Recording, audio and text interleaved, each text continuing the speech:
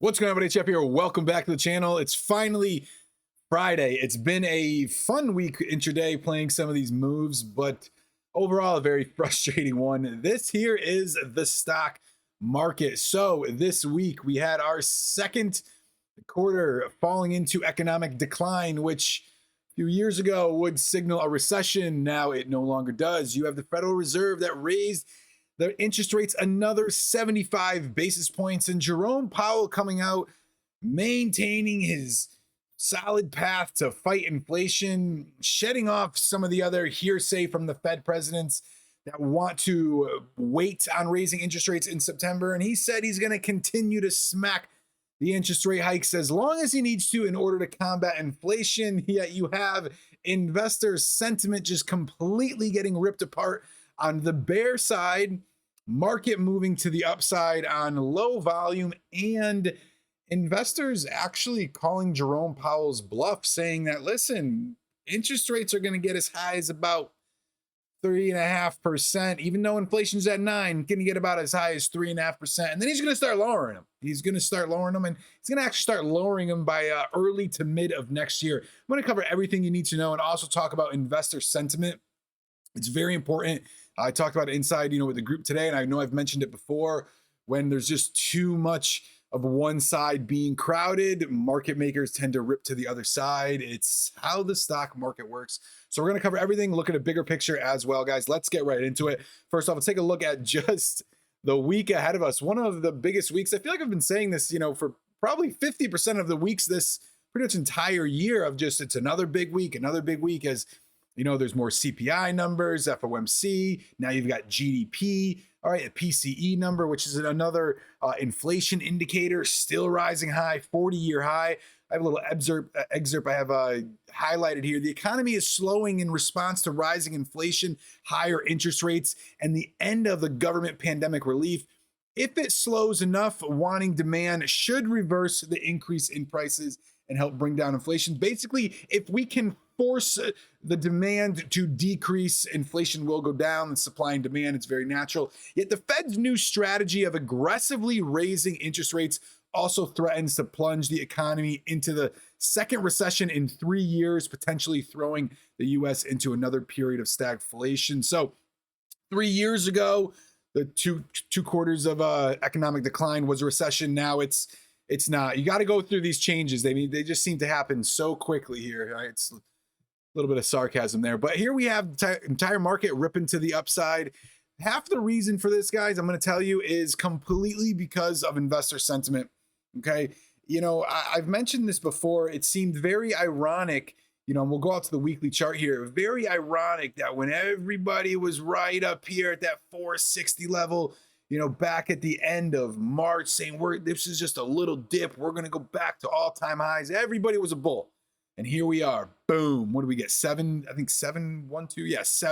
red weeks in a row, and everybody was a bull. And then all of a sudden, once, the media starts picking up on it and people can really start to see, here we are, sub 400, 360, 370 area. Well, now everybody's a bear. All right. And like I said, market makers, they have this data clearly in front of them, and their job is to cause the most amount of pain on either side. That's how market makers make their money, obviously, besides covering spreads. But most of the participants when it comes to selling options are market makers. Okay, so when you see one side heavily crowded, whether you are looking at put to call ratio, when you're looking at just investor sentiment, as you can see here from where we were at the beginning of July, or if you're literally just scrolling Twitter, you spend enough time, okay, which really doesn't take that much time, but you spend a little bit of time scrolling Twitter, just seeing the posts, reading some of the comments, you can get a really good feel on, what the investor sentiment is. When you see massive amount of comments saying, we're going down, we're going down, we're going down, you could see one side could be crowded a little bit too heavy, and that's exactly what happens. But, let's talk about an overall view. Has things changed yet? Okay, well, not really. So what I've learned inside the stock market is very forward thinking. I've mentioned that before.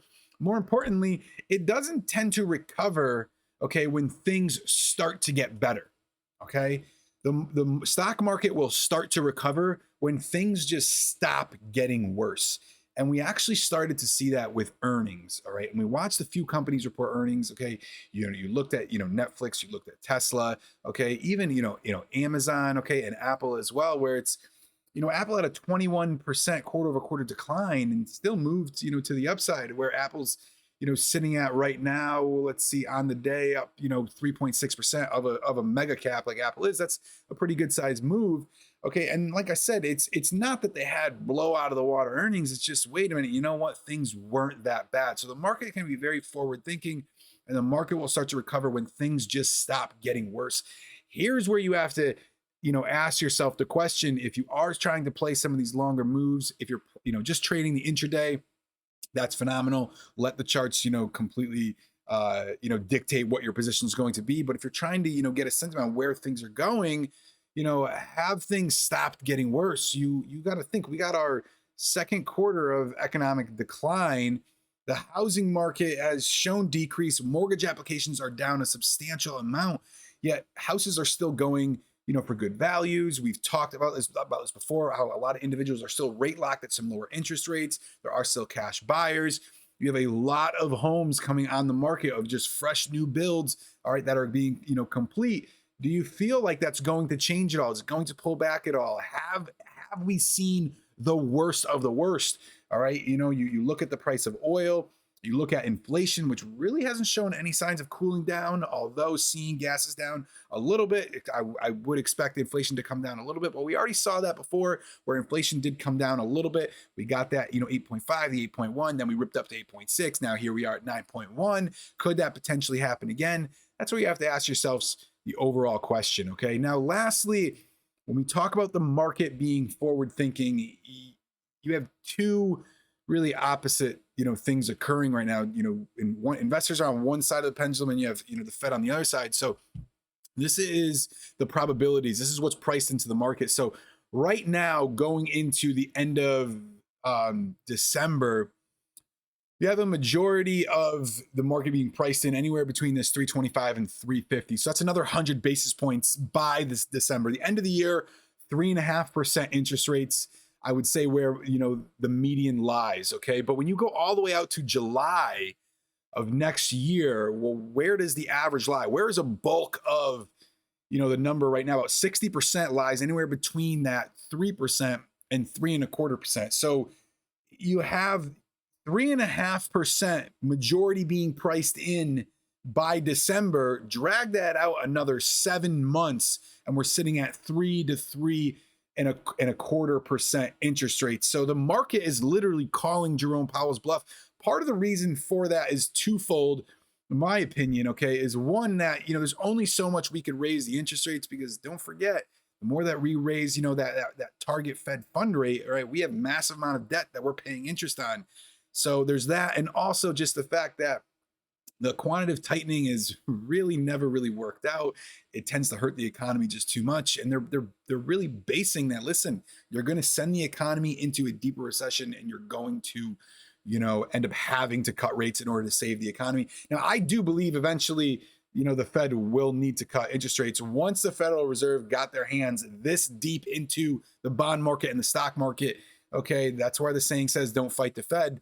There's really no getting out of it, and they're going to need to be able to do that in the future. However, I still think inflation will be running rampant. If you look at the consumer spending, which came out, which is still up today, okay, if you look at the, all the retail sales, they're still up today. Last month when consumer spending came out, I don't have the data right in front of me, but last month when consumer spending came out, the market sold off very heavily. And some people would ask me why. And I said, well, listen, normally consumer spending would be good, because consumer spending shows obviously higher revenue and higher profit for companies, for earnings and so forth.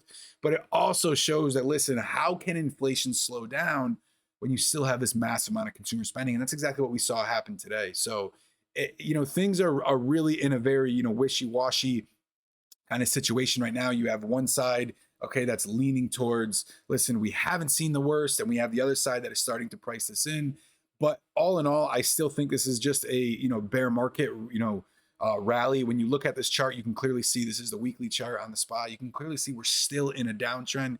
You've seen some massive moves. Let's go over to the daily just really quickly. to give you just some quick comparisons. Let me get out of this so you don't see any of these moving averages here.